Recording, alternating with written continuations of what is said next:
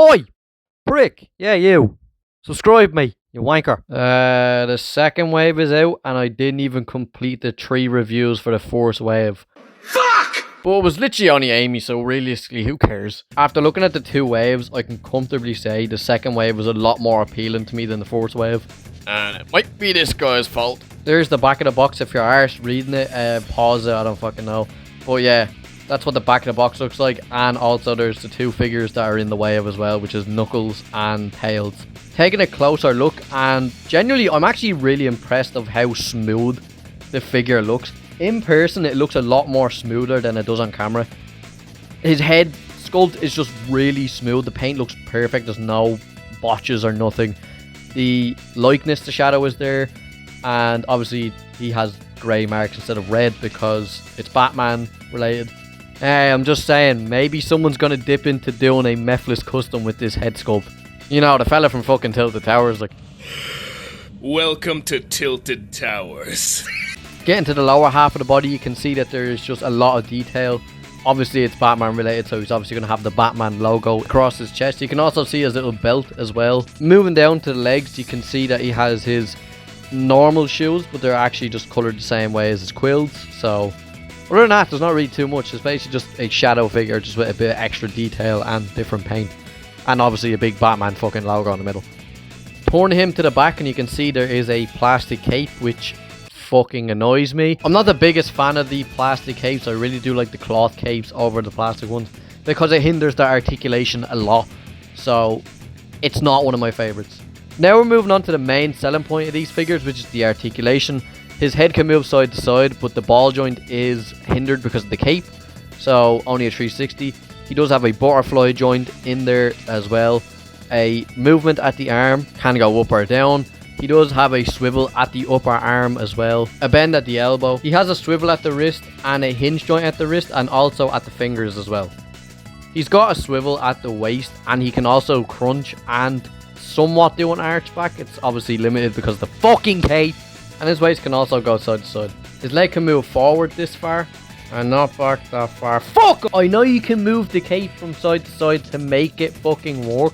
But seriously, these fucking capes are dog shit. He's got a bend at the knee, a swivel at the thigh, and some foot rotation, which can also be a pivot.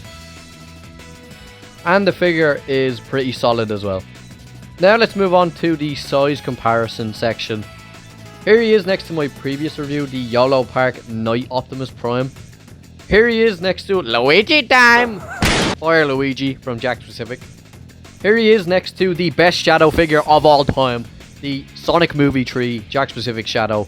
And if you dare think that any figure of Shadow is better than this figure, go fuck yourself. Here he is next to the Sonic Prime Jakks Pacific Shadow.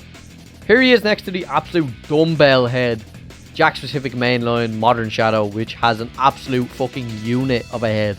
Because the fucker doesn't stay standing, he just falls over every. Here he is next to the OG Jazzwares Shadow the Hedgehog figure. One of the best Shadow figures of all time. And finally, here he is with the Wave 1 of the DC X Sonic collab figures that I definitely reviewed all of. Definitely didn't avoid one. Definitely not. So the review is finished. So what do I think of this figure? Honestly, it's a really good figure, don't get me wrong, but seriously, that fucking cape has got to go now.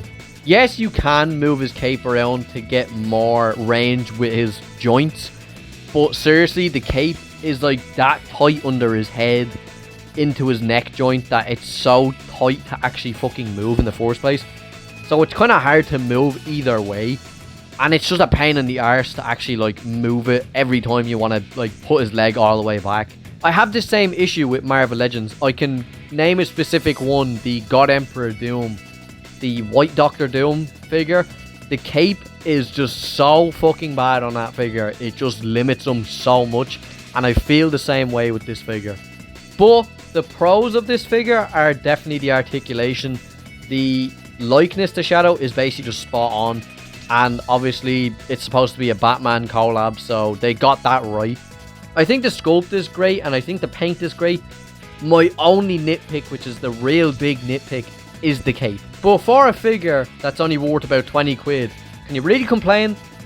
Not really, because it's literally that cheap. It's literally cheaper than probably like most figures nowadays with the same articulation, even better articulation than half of them. So that's a really good plus. I just hate the cape. The cape has really drove me mad. So I'm going to give this figure an 8 out of 10.